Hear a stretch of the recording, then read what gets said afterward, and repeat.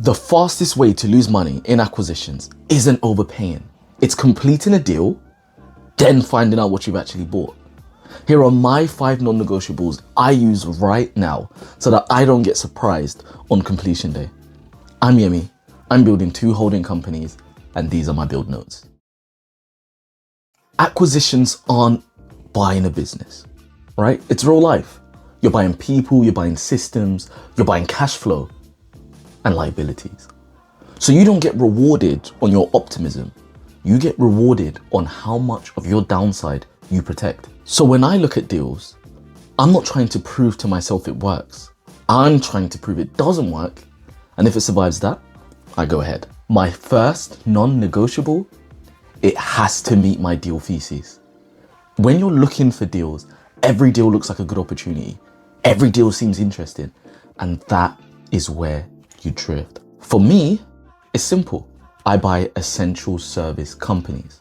So what that looks like on paper is repeatable cash flow, compliance and essential demand, something I can run as part of a group of similar companies. And the business has to be simple enough for me to simply improve it with basics, right? Because you don't want to buy a business and then have to redo everything from the ground up.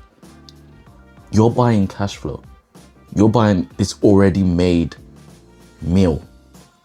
All you can do to keep it intact is just add some salt, a little bit of garnish. You don't change the fundamentals of a business you're acquiring. The checks I do are very simple. Who pays what and why? How repeatable is the revenue? How much customer concentration is there, and how much of the business sits in the owner's head? What's actually written down? What's a process that I can take and give to a manager coming in to take that owner's role? You need to know what you're walking away on, right? I have to walk away if the owner is the business. I have to walk away if 1 or 2 clients make the bulk of the revenue. And I have to walk away if the profits look good, but the cash behavior is a bit weird, right? A good deal out of my deal thesis is a bad deal for me. My second non-negotiable, cash flow. Quality cash flow. Cash is king because accounts can be presented nicely. Spreadsheets can tell a story. Cash is harder to fake. So what I'm looking for is bank statements versus the accounts. For example, overheads, margins, monthly trends, working capital timings, payroll, maintenance, and seasonality. When you're acquiring a company, you have to keep asking yourself this question, okay, if I buy this business tomorrow, what do I have to pay in 30 days? What hits me first? You need to have what you walk away on.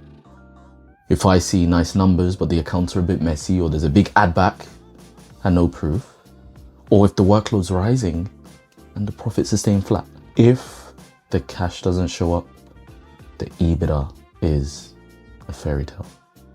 My third, I am not ignoring the liability tail, right? You're not just buying the business today for its profits tomorrow. You're buying what the business did yesterday. Like, a member of my board was telling me how they were in an acquisition where the previous owner was in a legal battle with one of the employees. And because the new owner came in, he inherits that legal battle. The previous owners enjoyed money in Mallorca, So you have to do your checks. Legal due diligence is so important. And you have to be clear with the owner up front as well. You've got to check for all these things. Contracts, can they be assigned? People, is there key man risk? Is there any disputes in the past that you are unaware of? You got to check for property, lease agreements, break clauses, dilapidations, compliance, what's missing, what should exist. If the records are scattered, missing, inconsistent, then you're going off guesswork and you can't build with guesses. If the seller refuses warranties or transparency, or some key contracts can't be assigned, you're not just buying the business, you're inheriting its history. Number 4, handover must be real. Even a good deal can die in the handover. So I'm always pushing for 30, 60, 90-day transition plan, right? A clear understanding of the business from me as well as the owner preparing a manager to supersede his or her position in the company. You know, SOPs, what exists, what needs to exist. That's all stuff you need to consider after buying a business. Literally on day one, you have to walk away if the seller is just going to disappear after you buy the business, right? If the staff not really sure what the next steps are. Because yes, you bought the business when you signed the deal, but unless you continue operations the way it has been. My fifth, and I feel like this is the most important non-negotiable: structure over price every single time. I think Bill Gates echoes this by saying rich people focus on terms, poor people focus on price. Structure is where the real risk lies. And right now I'm very clear, right? I don't pay everything on completion. That's ridiculous in my eyes.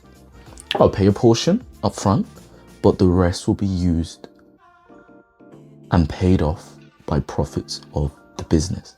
Seller financed, deferred considerations, however you want to call it. It works for me and it works for the seller because they get better tax rates, tax terms, tax benefits, tax, whatever you want to say. They pay less tax.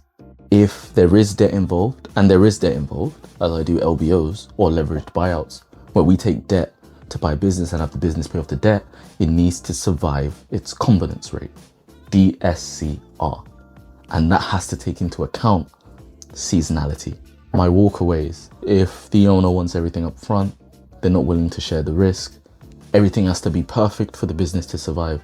Even a risky deal with the right structure can turn out to be a manageable one. So that's my build notes. Thesis fit, cash flow, liability, handover, and sensible structuring. Because in my eyes, with even one of these missing, it turns into gambling. If I can't verify cash, if there's no handover, if the liabilities and the history looks a bit shaky, I have to walk away because it will end bad for me and it will end really bad for the seller. So they're my 5 non-negotiables. If you're building as well, make sure you follow. And next week, Wednesday, I'll be sharing another one. See you soon.